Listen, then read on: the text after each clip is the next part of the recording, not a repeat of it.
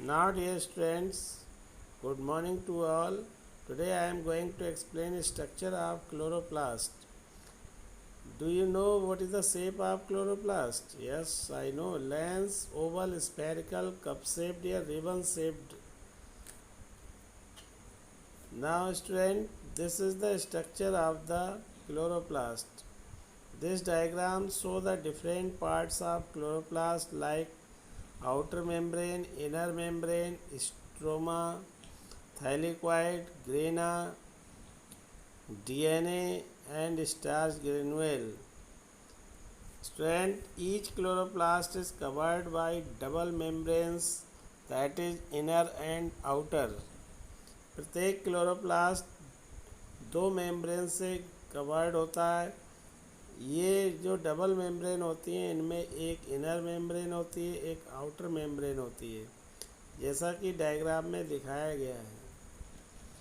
तो student, in this way you can understand it is a chloroplast is a double membrane cell organelle. Now, inside the membrane, a fluid is filled. That fluid is called stroma. It contains a small circular double helical DNA, ribosome and several enzymes. इसके अंदर एक double helical DNA होता है, ribosome होता है और different type के enzymes होते हैं।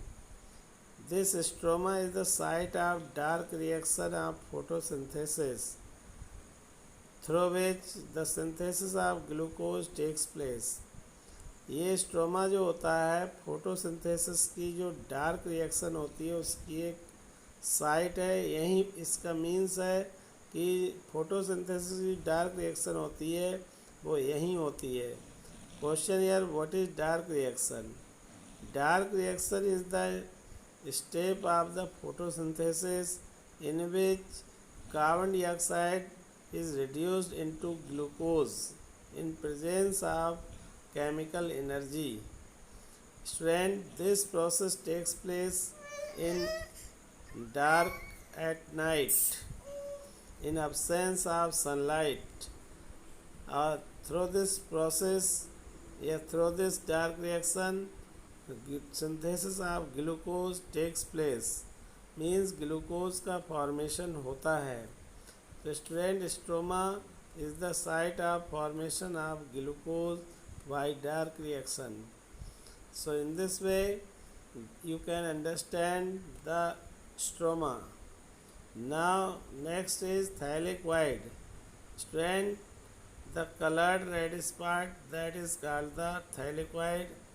It is a number of organized flattened membranous sacs are present in the stroma called thylakoid. Student, जो फ्लैटेंड मेम्ब्रेन्स जैसे कुछ थैले स्ट्रोमा में प्रेजेंट होते हैं इन्हीं को थैलेक्वाइड्स कहा जाता है।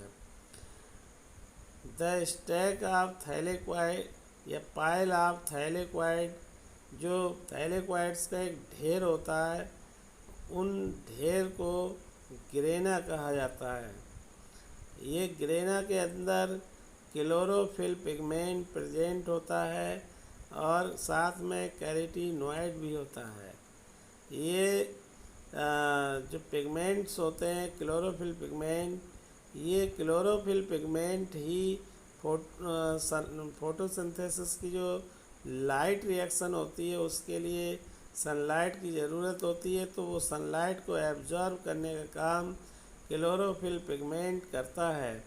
यही क्लोरोफिल पिगमेंट ग्रेना के अंदर प्रेजेंट होता है और जब सनलाइट एब्जॉर्ब हो जाती है तभी during the day light reaction occur and through this light reaction water is oxidised into oxygen gas और इसमें ऑक्सीजन गैस का फॉर्मेशन होता है ड्यूरिंग डे टाइम।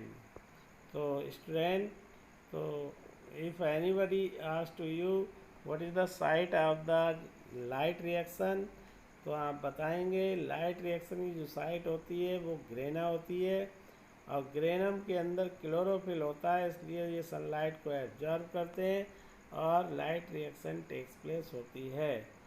और लाइट रिएक्शन के दौरान ऑक्सीजन गैस प्रोड्यूस होती है, इसीलिए कहते हैं दिन के समय में प्लांट्स ऑक्सीजन देते हैं। Student next question here, what is the function of the chloroplast?